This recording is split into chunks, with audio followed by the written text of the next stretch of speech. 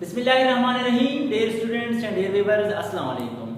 Class 9 biology chapter number 8 lecture number 3 आज हम आप लोग को प्रोवाइड कर रहे हैं। टॉपिक हमारे पास है फर्टिलाइजर्स।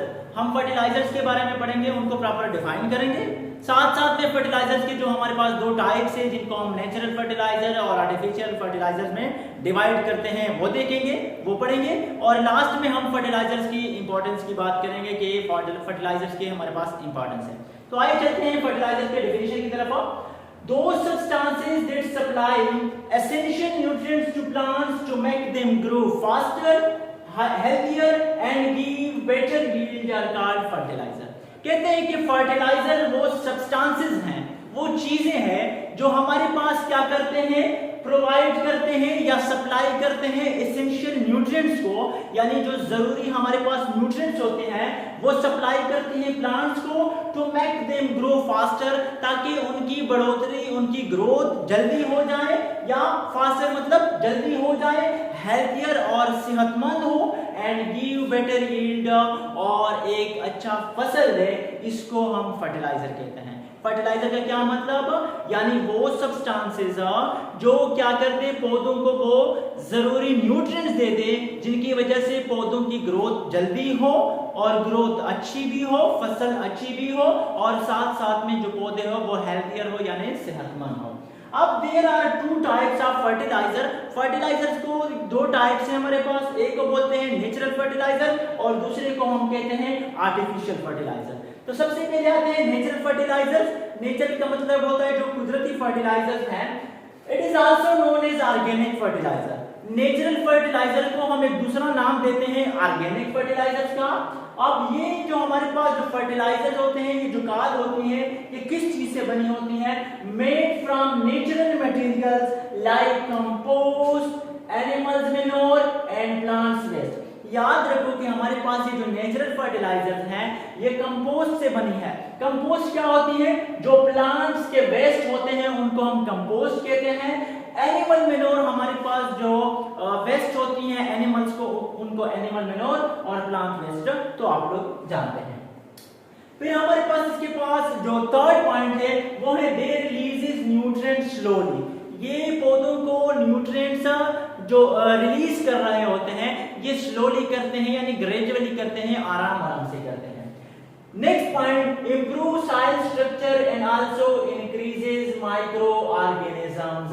नेचुरल फर्टिलाइजर्स का सबसे जो अहम रोल है वो कहते हैं कि सॉइल को ये इंप्रूव करता है, बेहतर बनाता है, और साथ साथ में जो माइक्रो ऑर्गेनिज्म है उनकी तादाद को भी क्या इंक्रीज करते हैं यानी बढ़ाते हैं। Does not pollute the environment। ये माहौल के लिए माहौल को आलूदा नहीं करते, यानी माहौल के लिए कोई खतरा नहीं बनाते हैं कि उसको गंदा किया जा सके। कौन, नेचुरल फर्टिलाइजर। और लास्ट में कहते हैं कि they are usually cheap but need in more quantity. हमेशा याद रखो कि जो नेचुरल फर्टिलाइजर्स हैं या जो हमारे पास ऑर्गेनिक फर्टिलाइजर हैं ये अमूमन इनकी प्राइस जो है वो चीप होती है यानी कम होती है, लेकिन ये याद रखें कि इसका मोर क्वांटिटी रिक्वायर्ड होती है, यानी ये हम पौधों को ज्यादा मिकदार में चाहिए होती है, लेकिन इनकी जो कीमत होती है वो कम होती है। नेक्स्ट हमारे पास जो इसका वो है टाइप है वो है आर्टिफिशियल फर्टिलाइजर। याद रखो कि आर्टिफिशियल फर्टिलाइजर्स को इनऑर्गेनिक या केमिकल फर्टिलाइजर्स भी कहते हैं। It is also known as chemical और inorganic fertilizer. Secondly, made from chemicals in the factories. ये जो आर्टिफिशियल फर्टिलाइजर्स हैं इनको हम तैयार करते हैं कहां पर, फैक्ट्रीज में, और किस चीज से बनाते हैं, केमिकल से बनाते हैं, इसीलिए इसको केमिकल फर्टिलाइजर्स भी कहते हैं। थर्ड हमारे पास, जिस तरह वहां पे जो नेचुरल फर्टिलाइजर में था उसमें जो रिलीज होते थे न्यूट्रिएंट्स वो स्लोली होते थे, अब यहाँ पे अपोजिट ही चीज है। यहाँ पे न्यूट्रिएंट्स जो है वो तेजी से, रैपिडली मतलब फास्टली, तेजी से रिलीज होते हैं। And do not improve soil structure, may harm soil used if used too much. याद रखो कि नेचुरल फर्टिलाइजर हमारे पास सॉइल को इंप्रूव करता है यानी बेहतर बनाता है, जबकि आर्टिफिशियल फर्टिलाइजर सॉइल्स को इंप्रूव नहीं करता, बल्कि अगर हम इसका यूजेज ज्यादा करें, इस्तेमाल ज्यादा करें, तो ये इवनली सॉइल को हार्म भी कर सकता है, नुकसानदेह भी बना सकता है। किस चीज के लिए, एक फसल के लिए। Next point, may cause pollution if और यूज्ड। याद रखिए कि हमारे पास नेचुरल फर्टिलाइजर्स पॉल्यूशन को क्रिएट नहीं करता, यानी पॉल्यूशन कोई एनवायरनमेंट में कोई पॉल्यूशन का काज नहीं है। लेकिन अगर हम आर्टिफिशियल फर्टिलाइजर, केमिकल फर्टिलाइजर या इनऑर्गेनिक फर्टिलाइजर हम ज्यादा इसका यूजेज करेंगे, ज्यादा इस्तेमाल करेंगे, तो ये पॉल्यूशन क्रिएट कर सकता है, पॉल्यूशन के काज हो सकता है। नेक्स्ट हमारे पास usually expensive but need in less amount. याद रखिए कि जो आर्टिफिशियल फर्टिलाइजर हैं इनकी कीमत ज्यादा होती है, लेकिन इनके जो अमाउंट, जो मिकदार होता है वो पौधों को कम मिकदार में चाहिए होता है। तो ये हमारे पास दो types, organic inorganic fertiliser.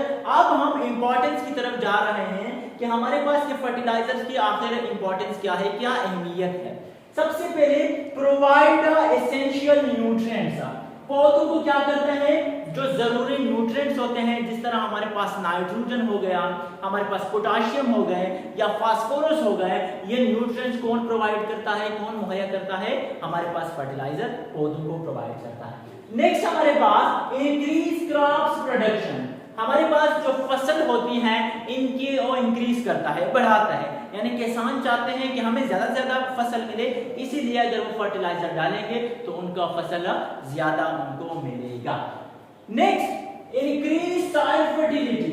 Crops production के साथ साथ ये वो करता है, इंप्रूव करता है सॉइल फर्टिलिटी को, यानी जमीन को जरखेज बनाता है। कौन, ये जो हम फर्टिलाइजर यूज करते हैं। नेक्स्ट हमारे पास है हेल्दी ग्रो ऑफ प्लांट्स। याद रखें कि जैसे ही हमारे पास सॉइल इंप्रूव होगी तो वो हमारे पास ग्रोथ भी अच्छा देगी, यानी हमें कम टाइम में एक अच्छा ग्रोथ पौधों का मिलेगा। और लास्ट पॉइंट हमारे पास है इकोनॉमिक बेनिफिट। इकोनॉमिक कहते हैं माशी को, बेनिफिट कहते हैं फायदा को, यानी जितना हमारे पास फसल अच्छा होगा, प्रोडक्शन उनकी ज्यादा होगी, तो वो लाजमी बात है किसान को क्या देगा, ज्यादा से ज्यादा फायदा देगा। तो ये था हमारा थर्ड लेक्चर। इंशाल्लाह कल एक और लेक्चर प्रोवाइड करेंगे। तब तक के लिए मुझे अपनी दुआ में याद रखें। अल्लाह हाफ़िज़।